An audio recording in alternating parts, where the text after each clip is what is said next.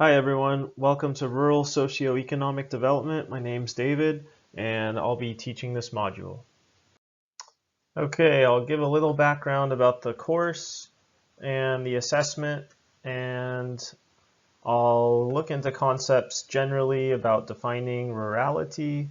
We'll have some time to investigate the demographics of rural Scotland, identify some rural issues, the importance of rural areas, and some planning for this week and beyond in the course.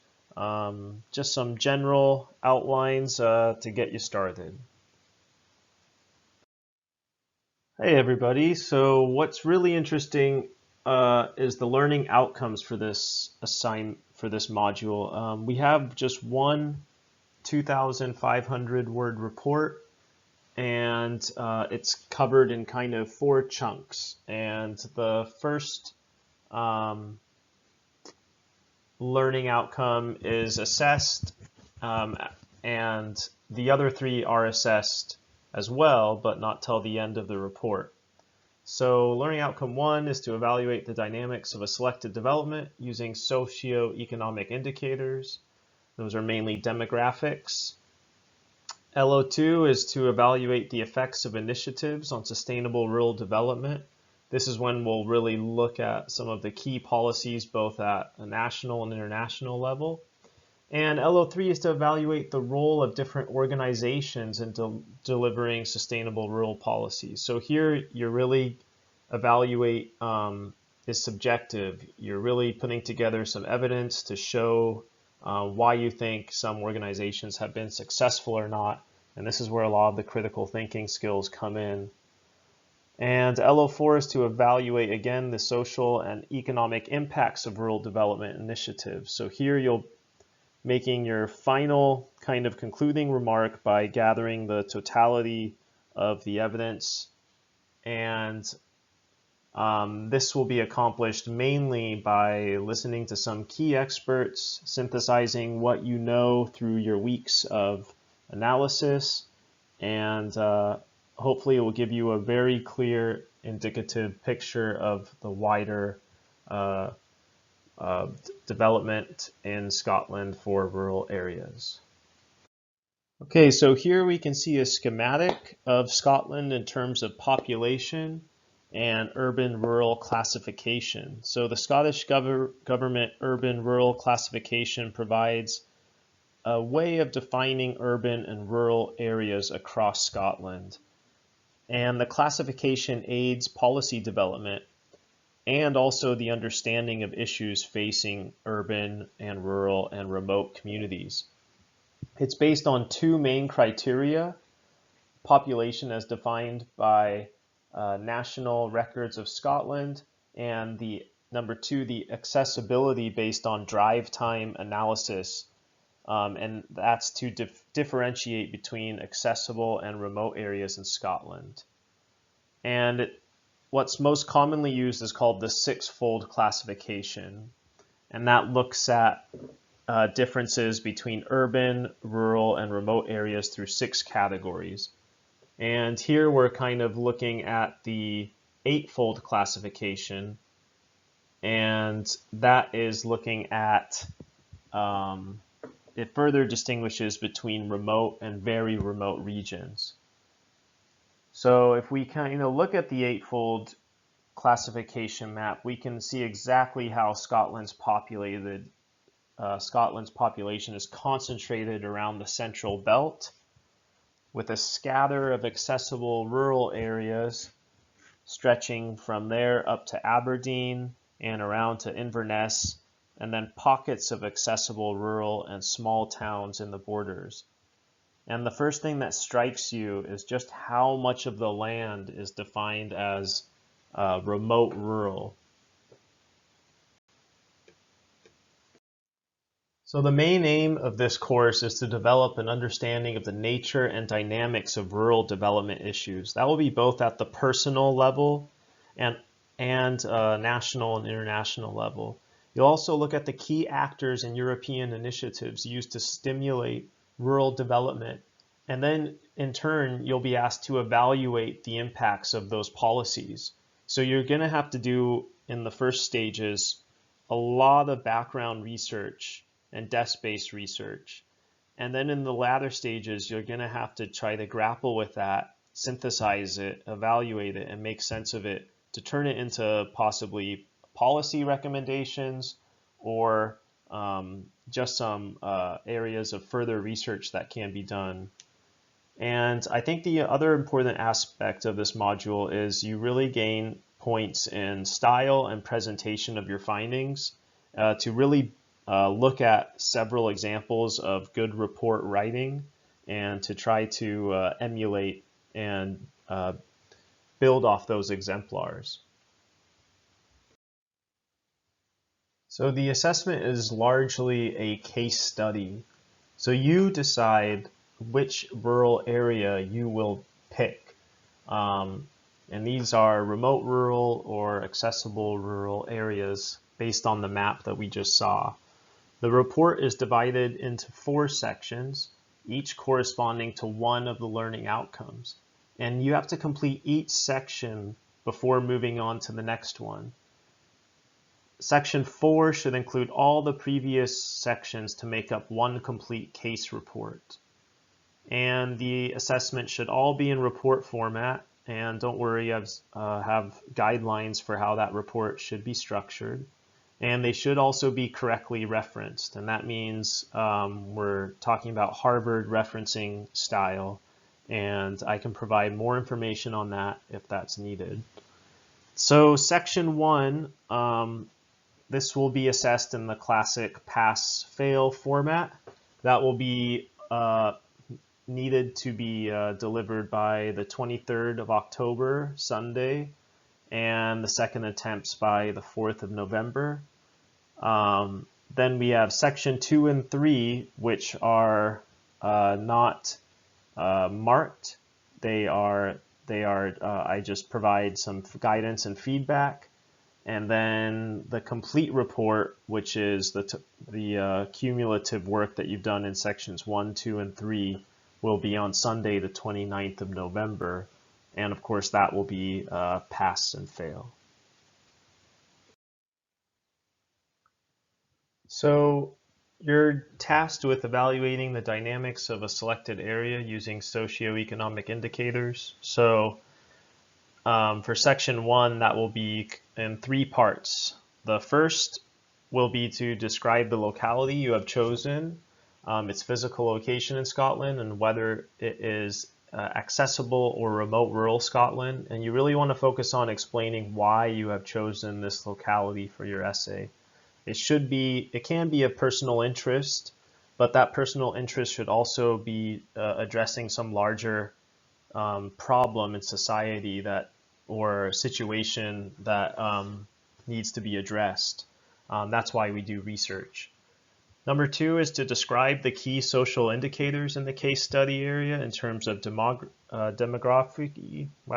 education, communication, healthcare, services, and transport, and to discuss any trends that are occurring. So we like to look at trends and not just one-off statistics, because you can tell a lot more of what's happening, and you can also help to explain those short-term fluctuations.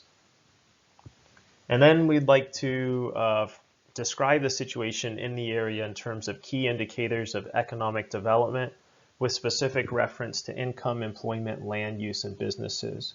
And again, comment on any trends that are apparent.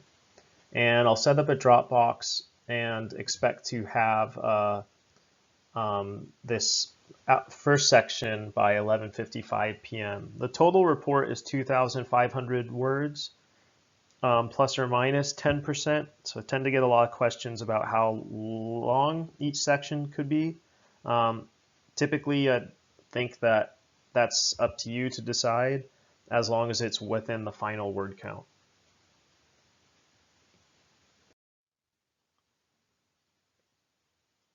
So it's good to look at how do we define what is rural, not just official definitions or statistics, but really what we think at the personal level and a wider societal level. So often when we think of rural, we tend to equate it with the countryside or landscape or nature. Perhaps we might think about quality of life at a slower pace, maybe stronger communities. We might think about some things that relate to descriptions of the physical world around us, and some that relate to social or cultural aspects. Sometimes they might be positive, but other times they might be negative.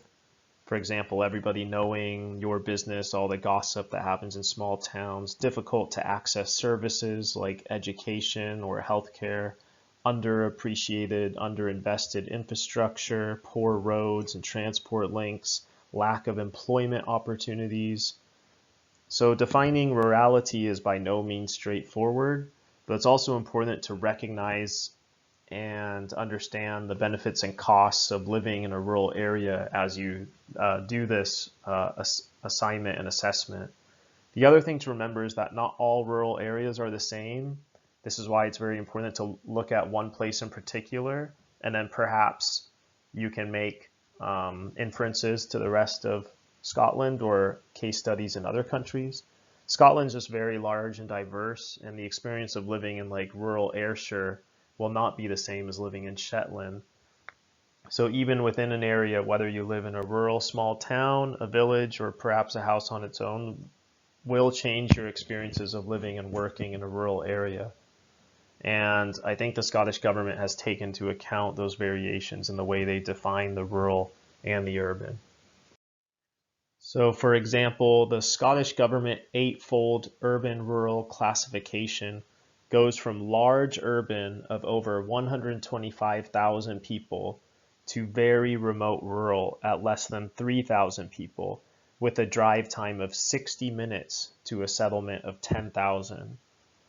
So that kind of might seem like a crude estimate, but it's useful for thinking about these aspects when considering infrastructure, access, and even funding for a lot of the local initiatives, grants, and programs that you'll be investigating, as they can be geographically targeted.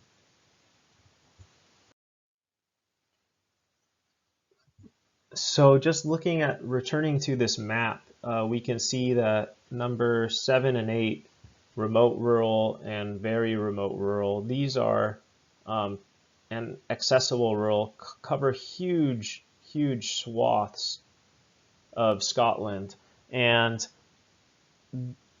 things are just so much more spread out in the rural areas, and that has implications for access.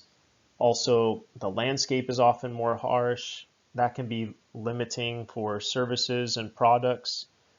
Things just take longer, and you don't maybe get as good quality. I'm just being general here, especially in terms of biophysical limitations of landslides and flooding. Soil health and fertility is at a lower quality, and there's arguments here about high nature value farming, or continue with traditional cattle and sheep, or should we rewild, reintroduce animals to the landscape? There's many case studies of Western Norway having native tree regeneration after grazing animals in 1 or 2 generations. And all of these facts kind of help to paint a canvas and tell us that rural areas experience a different set of issues to non-rural areas.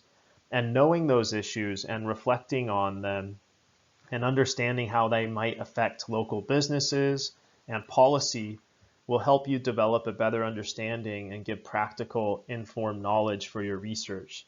So you really want to look at the intersection between politics, economics, and history, and some of the natural sciences here. So kind of a landmark study was by Tönnies in 1887, who looked at, he was a German researcher, suggested that there are ingrained behavioral traits that are statistically significant in terms of differences between rural and urban populations. And what's really interesting is that more recent studies suggest that there is actually an association between those who live in more isolated regions having differences in their personality in terms of extroversion and neuroticism, and also openness to new experiences, and less agreeableness than those who live in cities and more densely populated areas. So it's very interesting to see the some of the differences that can be partially explained possibly by mountainous or more harsh terrain, or geographically more hospitable areas. So a little bit of history here, as we can see that the trend moving from 1755 to 1951 and beyond, through the 70s, 80s, 90s, you can see this trend continue, is that more and more people were moving to the cities in Scotland. So until we get to today, and we can see that the total landmass of Scotland is about 7.8 million hectares. And this figure shows that although rural Scotland accounts for 17% of the total population in Scotland, about 6% in remote rural, and 11% in accessible rural, it accounts for 98% of the landmass in Scotland, 70% in remote rural, and 28% in accessible rural. And so this reflects the dispersed nature of the population in rural areas. And it contrasts the rest of Scotland accounts for 83% of the population, but only 2% of the landmass. So the table shows the population figures from the census in 2011, as well as the two most recently available years. And this table shows that between 2011 and 2017, the greatest increase in population has been in accessible rural areas, with a 5.3% increase between 2011 and 2017, compared to an increase of 2.1% in the rest of Scotland. And the population of remote rural areas only increased by 0.1%, which is an increase of only 212 people between 2011 and 2017. And the overall increase in population in all areas was because more net migration is happening in Scotland, both from the UK and abroad. So from this graph, what can we say about the population of rural areas compared to urban areas? And what are the implications? So rural areas have a lower percentage of the population in the 16 to 34 age group, but a higher proportion of people aged 45 and over. For example, in 2016, 18% of the population of remote rural areas were 16 to 34-year-olds. That compares to 20% in accessible rural areas and 26% for the rest of Scotland. And conversely, 56% of the remote rural population were aged 45 and over. And the comparable figures in accessible rural areas in the rest of Scotland were 50% and 45% respectively. So, put simply, remote rural areas have a lot older populations, while large urban areas tend to have younger populations. So why live in the countryside? So residents in rural areas think that their neighborhood is a good place to live. And we can see, not just from this survey in 2005, but more updated surveys, that this continues to hold true. And also there's a higher income. A lot of these places are large homes, and they maybe work remotely or work from home, and they have a higher annual net income. And the life expectancy is a little bit higher in these rural areas. So a higher proportion of residents of rural Scotland rate their neighborhood as a very good place to live. Fewer residents experience neighborhood problems like litter and graffiti, um, civil disputes, and more residents feel they belong to their immediate neighborhood, and more people volunteer in their community. Crime is a little bit less prevalent, and most people report that they feel very safe when home alone at night. With regards to the economy and jobs, more residents of rural Scotland are in work, with employment rates higher than the rest of Scotland, although employment rates are the same across all areas of Scotland at 4%. Residence-based estimates of pay indicate that rates are highest for accessible rural areas, and more residents in rural Scotland are self-employed, and home working, as I said before, is more prevalent. So Scotland's rural population is projected to grow by 10% by 2035, and this is due to migration from within the UK. About 49% is coming from there, but it's also coming from out with the UK. A lot of European people from other countries, and it'll be interesting to see two major forces at work, since this data could be already outdated while you're writing your reports, is the COVID impact and also the Brexit impact on these trends. We have some predicted changes in the working age population and predicted changes in the pensionable age population. So the pensionable age population is expected to grow by some pretty significant percentages in the next 15 years.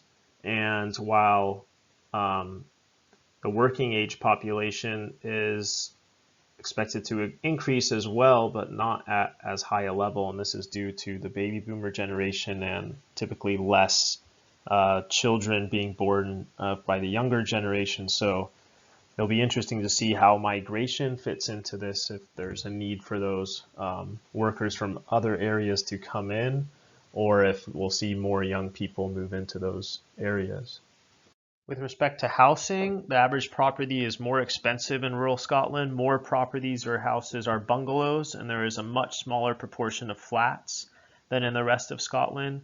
And in addition, there's a higher prevalence of second home ownership in accessible rural areas, which brings about a lot of problems, has an effect on residents' abilities, local residents, to access housing. And there are many local areas in rural Scotland where nearly half the housing stock is being used as second holiday homes, or it's actually lying empty. And COVID could make that situation worse, as office workers from wealthy parts of the country are moving into these areas and pricing out local residents, or maybe young people that want to move back home and start a family. So some things to consider. So there is a more than 300-fold difference in density dwellings in large urban areas compared with remote rural areas. And an argument has been to build more homes. There is outward migration by young families and an aging population in the areas that remain. And another solution proposed is to offer homes to young families and couples before opening them to the wider market. But that would mean that the property owner it ultimately has the decision to make that choice. So it's on an individual case-by-case basis. In the discussion forum for this week, this is the last slide. You are going to be tasked with finding a locality that you would like your essay to focus on. And you're going to describe in no more than 150 words which locality you have chosen, its physical location in Scotland, and whether it is accessible or remote rural in Scotland. And if you use maps, that will help reduce your word count to explain, to help it, and then free you up to explain why you have chosen this locality for your essay. Is it personal interest that leads to addressing a problem that you see in need of solutions? You have to use some particular justification that is linked to improving or bettering or improving society. So I'll post an example and I'll see you next week. Bye bye.